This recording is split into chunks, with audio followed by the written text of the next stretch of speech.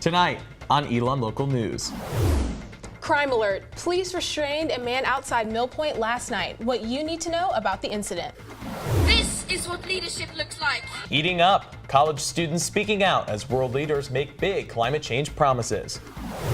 In trouble with travel, students scramble to return to campus for the final days of classes after Thanksgiving break.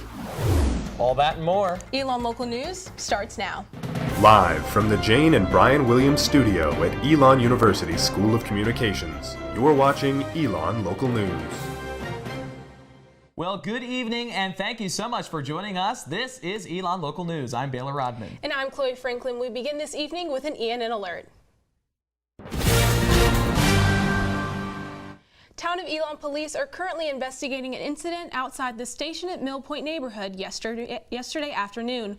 Multiple police cars were in the area investigating a car that had furniture and other personal items stacked on top of it. Junior Jack Mullen says it was one of the craziest things he's ever seen. And the group chat is going crazy. People are outside watching, taking pictures. Just to give you an idea of what it looked like this guy took everything that was inside of his house and put it on top of his car. Says he and other residents have yet to receive official updates from police or apartment managers. It would be nice for us to get updates on what exactly happened, just because it was so close to us. Pretty much everyone that lives in Mill Point saw it, and it was just really weird and confusing. Elon News Network is still waiting for the police report, but the investigation is still active. Elon News Network will be covering the story as it develops. Students are still waiting for answers nearly 1 week after the Elon community was told about the drugging of alcoholic drinks at parties this semester. Chief of Campus Police and Security Joe Lemire says that the investigation is ongoing and that these types of cases can be difficult to prosecute. We can always investigate the crime. It doesn't have to happen overnight. Having someone that's in the right state of mind, give them a chance to gather their senses, and then do the interview later, that's final. Elon Senior Carrie Barba, who is president of Gender-Based Violence Awareness Club, Students Promoting Awareness, Change, and Empowerment, says she was happily surprised about the university taking action when she received Vice President for Student Life's John Dooley's email. It was a good kind of surprise. Like, I didn't expect that they were ever going to do anything about this, and so them just even sending an email, I think that's a first step. Lemire says right now it is a, quote, bit of a waiting game as campus security and police interview people involved in the incidents and more come forward. Rapper Travis Scott is being sued following chaos at his Astro World Festival this weekend. At least 8 people are dead following a crowd surge during his performance. Investigators say the sold-out show organized by Scott was so tightly packed that people near the front of the crowd could not breathe when the audience pushed forward. The ages of the victims ranged from 14 to 27 years old. At least 3 were college students. Here at Elon, students are reacting to the tragedy. It's not that frightening, but I think that it just serves as another reminder to stay vigilant and really be aware of your surroundings wherever you go, which is, it's a sad reality right now, but I think it also means we need to start pushing for safety just among our community. Sometimes you're going to have security issues at places like that, and I'm just going to keep doing what I want to do, I think, and having a good time, and I don't think that should impact things that we do. It's just very shocking, and it just really shakes you to your core, because that could have been anybody just going to enjoy their night, and now they lost their lives. Police are continuing to investigate what may have caused the crush, and there are currently 12 active lawsuits against Scott and event organizers. In a vote of 228 to 206, House lawmakers passed President Biden's $1.2 trillion bipartisan infrastructure bill late Friday night, securing a key victory for his administration and breaking a weeks-long deadlock between moderates and progressives that threatened to derail the legislation. 13 Republicans crossed party lines to join the Democrats voting in favor of the legislation. The bill provides funding for physical infrastructure projects ranging from roads and bridges to airports, electric vehicles, water pipes, and broadband internet. It will now advance to President Biden's desk for his final stamp of approval. Senators already voted 69-30 to approve the legislation in August. This is different from the president's social spending bill, completing Biden's Build Back Better agenda. That vote is expected to be held on November 15th and includes billions on tax credits for clean energy, the creation of affordable housing, Medicaid for home health care, and billions to develop domestic supply chains. It also includes a 15% income tax on large corporations and a 5% surtax on those making over $10 million.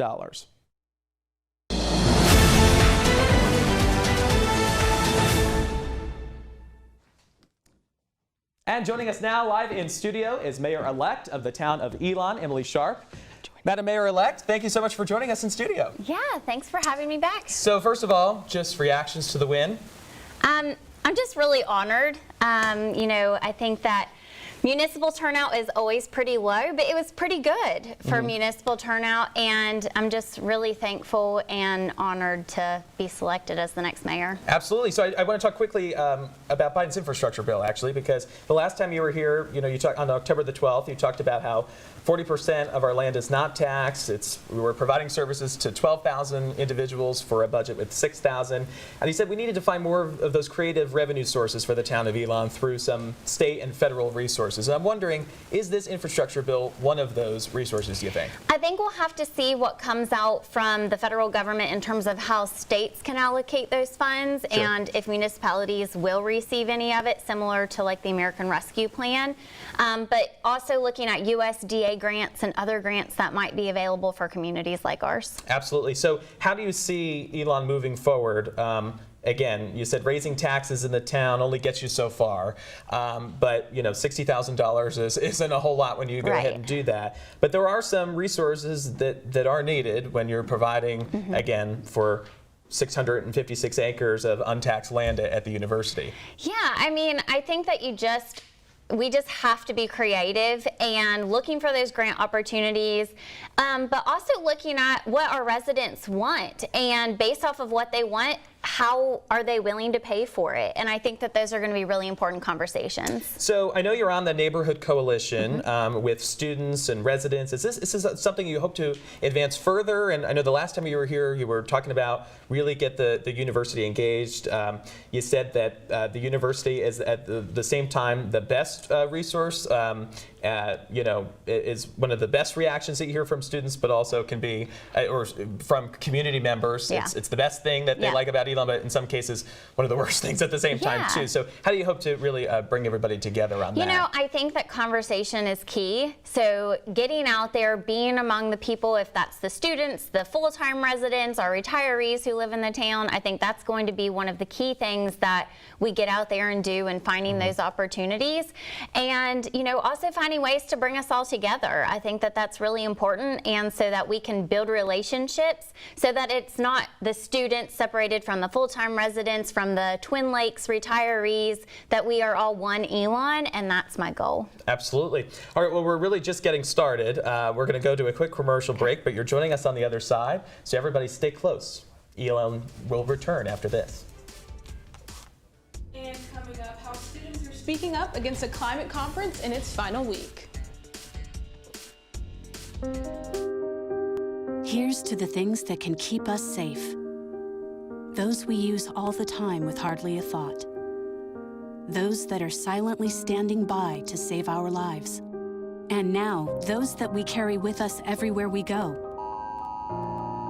Many mobile devices will now bring you wireless emergency alerts, real-time information directly from local sources you know and trust. With the unique sound and vibration, you'll be in the know wherever you are.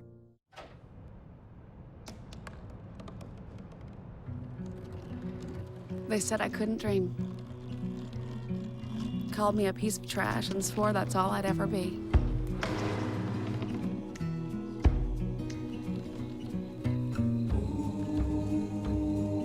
Said a bottle couldn't see the ocean.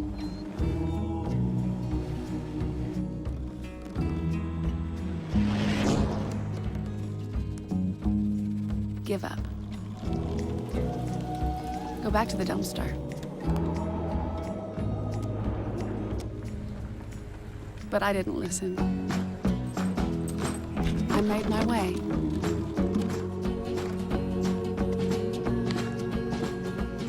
And now, I am what I've always wanted to be.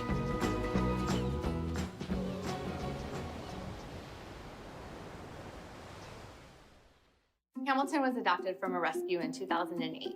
He really likes to be around people. And as soon as I start to make my breakfast, Hamilton is right there. I get out my mat and I'm doing a downward dog and he's underneath. He's quite the pug about town. He gets invited to a lot of parties. He knows he's a pretty big deal. I mean, look at this little face. How could you not love him?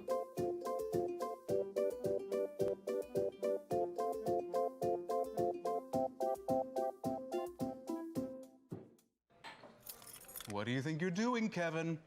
Was just gonna drive home. There are several warning signs present that you shouldn't be driving. Like hearing voices? Like your text-to-emoji ratio? Oh man, the selfies. Selfie, nailed it. We all have warning signs that let us know that we're probably not okay to drive. Mine is pretending to be your subconscious. Craig, come on man, let's split a ride home.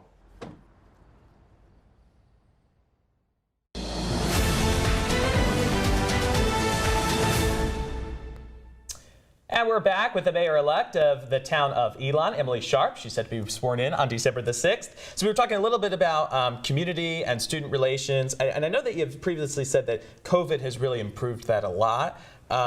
But are there specific members of the administration at Elon or specific vice presidents or people that you feel like you really want to get in the door with to have these conversations with the highest level of officials at Elon? We have, because of COVID, that has really been something that I think has been truly solid, is building the relationship. So Dr. Book, Dr. Stein, Dr. Dooley, I mean, everybody has been so responsive and also just committed to moving that relationship forward. So I think the right people are in the room, and I think we just need to continue that.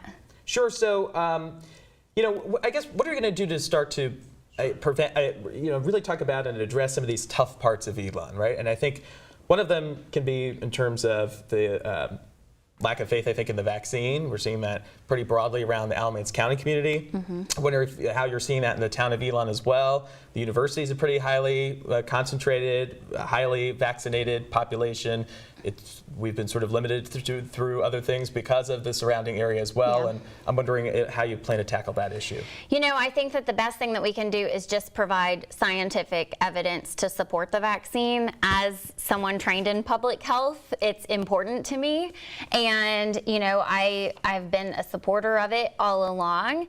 And the more people that we get vaccinated, I think that the quicker we are going to be able to get back to as close to the formal normal as we're going to get. So I know last year on the docket, really, the equality resolution was a big piece of legislation that really had a lot of eyeballs watching from students and community members. Is that something that you plan to push forward even further than that as well? And what are your thoughts on all of that? Yeah, I think that my goal for the equality resolution or a potential ordinance is to talk to our new board members once they're instated in their new roles, see what they think about it, because we didn't have the votes to pass an ordinance previously, but also continuing to look at what the impact is on our town staff. We are a small but mighty staff in the town of Elon, and making sure that we can handle the enforcement of an ordinance. And for students who maybe didn't know this election was happening, who maybe are just meeting you for the first time, what are further ways that they, they're only here for maybe that 4-year period, how can they further contribute to the community? How can they get to know you as Madam Mayor? So they can find me on social media. So I even did my first TikTok on election day. I have my own personal TikTok, but my first official Emily for Elon TikTok. So they can communicate with me on there. They can email me. My phone number is public information, so they can call me. They can see me when I'm downtown, which is pretty much every day. I'd love to meet with them and, hear their perspective on the town as well. Sure, absolutely. Well, Madam Mayor-elect, thank you so much for joining us. We hope to see you back, too, when we get some things on the docket over there. Absolutely, happy to. Thank you so much. And with Thanksgiving coming up, students are making plans for traveling home, but with tickets becoming more expensive, a tight turnaround time between the last 4 days of classes and exams leaves some students concerned. Our Kaylee Satani has more. With only 12 days until Thanksgiving break, many students are looking forward to the food, family, and week-long break. But once we get back to campus, there are only 4 days of classes until finals.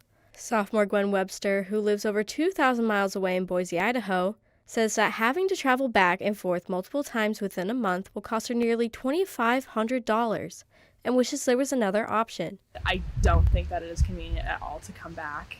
So if there was another option to move the tests to a different time besides those 2 weeks, that would be the best option. But University Registrar Rodney Parks says deciding the academic calendar isn't simple.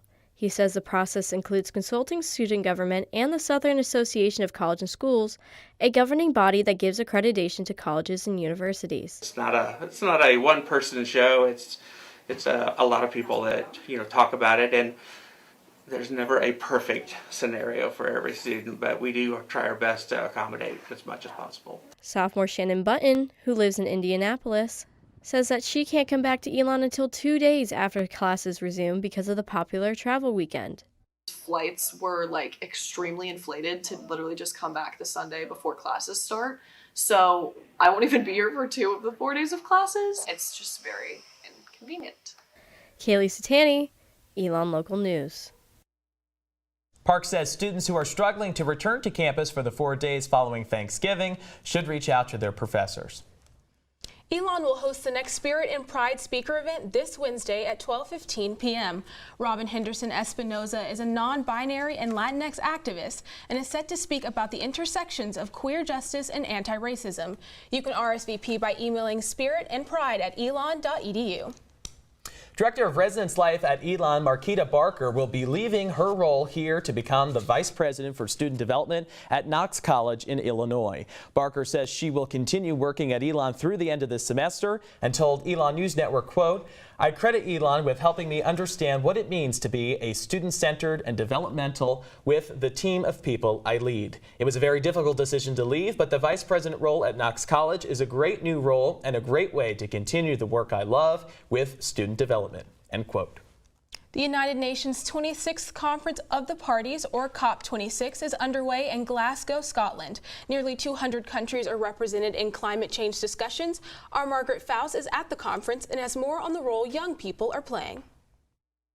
Catherine Higger is a student at Indiana University. She is at COP26 to conduct research on international climate governance. She heard what President Biden and other world leaders are doing to combat climate change, but as her time at the conference goes on, she is more confused about how climate justice might be achieved. Everything that is being talked about and presented all shiny and nice and by people in suits is it can be believable, and then being at the protests, it's a good reminder that this is not enough. While there are young Americans inside COP26 trying to make legislative change, there are also plenty of young Americans on the streets participating in marches trying to take the bottom-up approach. Flora Duff is an American who recently moved to Scotland. She said she feels embarrassed when she tells people where she's from because of the U.S.'s environmental policy. Changing people's perceptions that, Americans don't care about this issue, or Americans aren't standing up as much as perhaps people are here. Protesters say change isn't going to come from inside the conference, but instead from the people marching in the streets. Swedish climate activist Greta Thunberg echoed this sentiment. They cannot ignore our screams as we reclaim our power. We are tired of their blah, blah, blah. Our leaders are not leading. This is what leadership looks like. According to Higger, the true test will come after the conference to see if the world leaders keep their promises. In Glasgow, Margaret Faust, Elon Local News. President Biden made a variety of promises at COP26, including the promise to do the U.S.'s part to have global carbon emissions by 2030. Just ahead, I'll tell you if the warm temperatures we felt today are here to stay.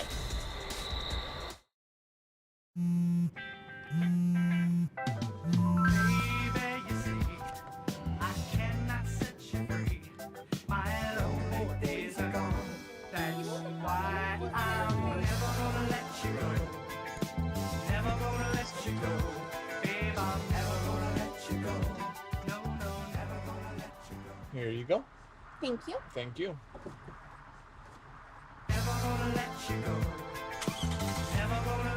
Can you help me with this? My new dad teaches me all kinds of stuff. Sure. He helps me with homework. That would be 3.6795. Thanks. Yep. He helps me with my decision making. I wouldn't use this one. Ever. And he's even teaching me how to drive. And that's why cars have bumpers. I'm learning so much. You don't have to be perfect to be a perfect parent. Thousands of kids in foster care will take you just as you are.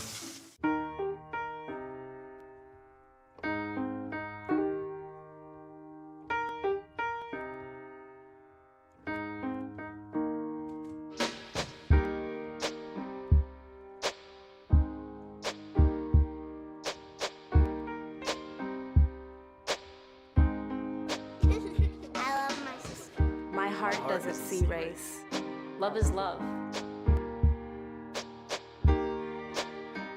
Hey, you. Yeah, you. Getting that college education, what are you gonna do? Graduate and take some office job? Be like everybody else? Or will you dare do something different? Like, be a teacher. You could be my teacher. You got the skills. The smarts? Yes, you. You could be the teacher I never forget. That'd be cool. Does that corporate job even have recess? What are you gonna make of yourself? What are you gonna make of me?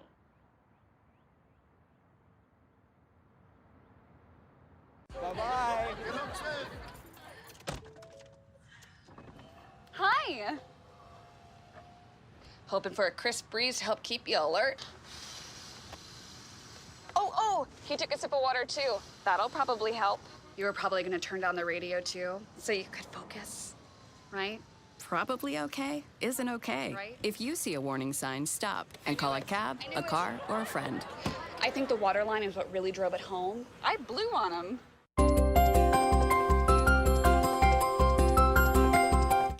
All right, 21 minutes after the hour now, and joining us live for the weather ahead is our Anne-Marie Bonner under the Oaks this evening. Anne-Marie, good evening to you. Thanks, Baylor and Chloe. It was quite nice out today. Students were walking around, enjoying the nice sunny weather, and temperatures even reached into the 70s today. Now let's take a look at your Phoenix 5-day forecast. Looking ahead to tomorrow and Wednesday, temperatures are going to reach most likely in the 70s. Looking at tomorrow, we have a high of 76, and on Wednesday, a high of 75. And then headed into Thursday, there's looking like there's going to be some on and off showers throughout the day. So as you're headed to class, you're walking around campus, make sure you grab your umbrella, put on your rain jacket. And then headed into Friday, there might be some showers in the morning. So when you're headed to your morning classes, make sure you grab your umbrella just in case. And then headed into the weekend, temperatures are going to dip just slightly like we saw last week, with some cooler temperatures in the 50s, looking like a high of 59 on Saturday with a low of 36. So just make sure you're prepared for that. That's it for your Phoenix 5-day forecast. Back to you in the studio. Anne-Marie Bonner live under the Oaks this evening. Thank you so much.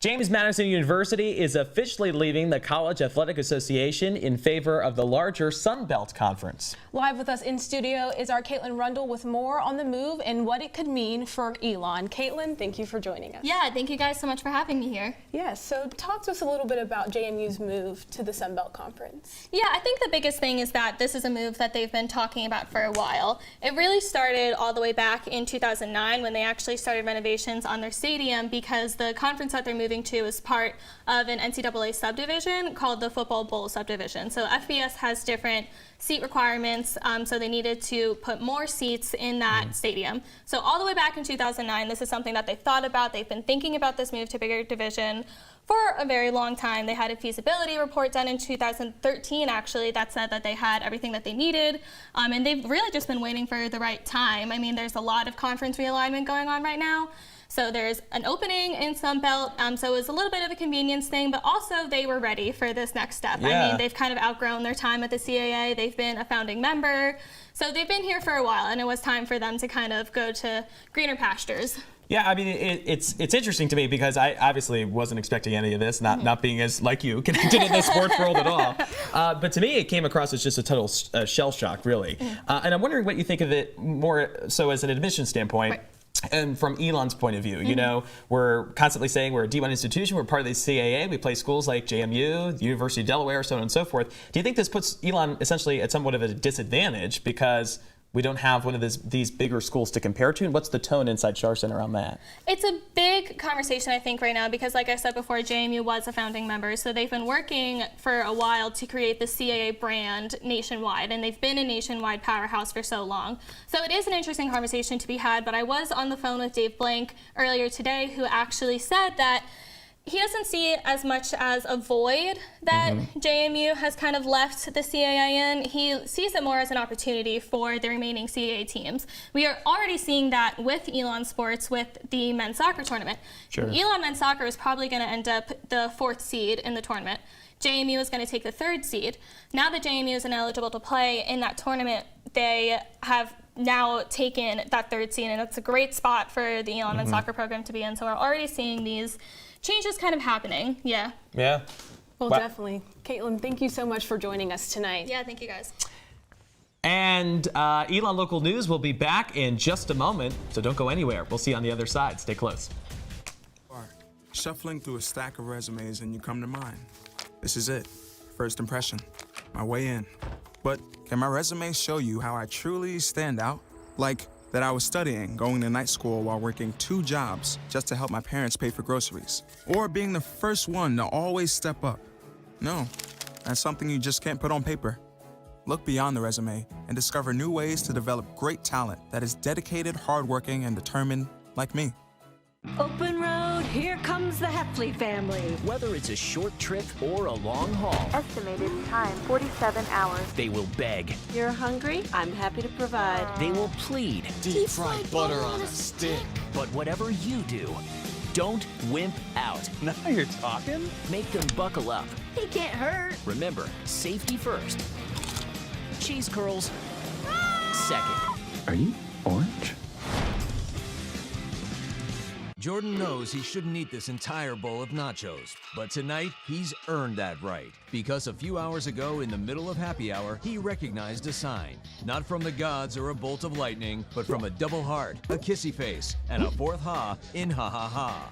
That's when Jordan knew he was buzzed. So when it was time to go, he got a ride home instead of driving. Be a legend like Jordan. Recognize your buzzed warning signs and get a ride home. Buzz driving is drunk driving.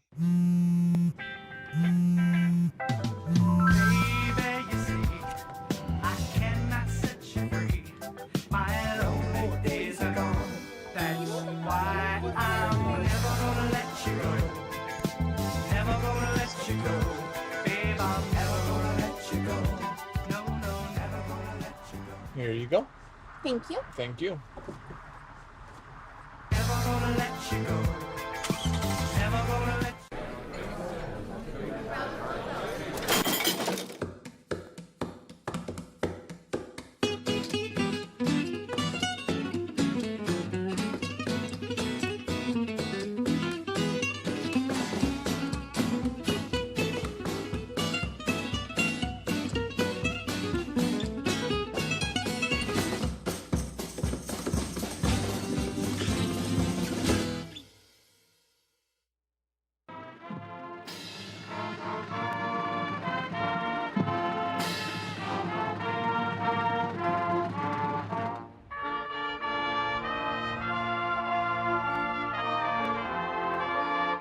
Well, you've just heard from the Fire of the Carolinas and their Veterans Day performance. Be sure to tune in Thursday at 10 a.m. Eastern for a very special edition of ELN Morning honoring our veterans. We'll talk with local veterans on their decision to serve, life since coming home, and what the day means to them. You can catch it all right here at Elon News Network Veterans Day, November 11th. And that's all the news we have for you this evening. Thanks so much for joining us. For all the news you need to know when we're not on the air, visit our website, elonnewsnetwork.com. Or follow us on social media at Elon News Network. Now, before we go, here's a look at some of the sights and sounds from this homecoming weekend. Have a great night, Elon.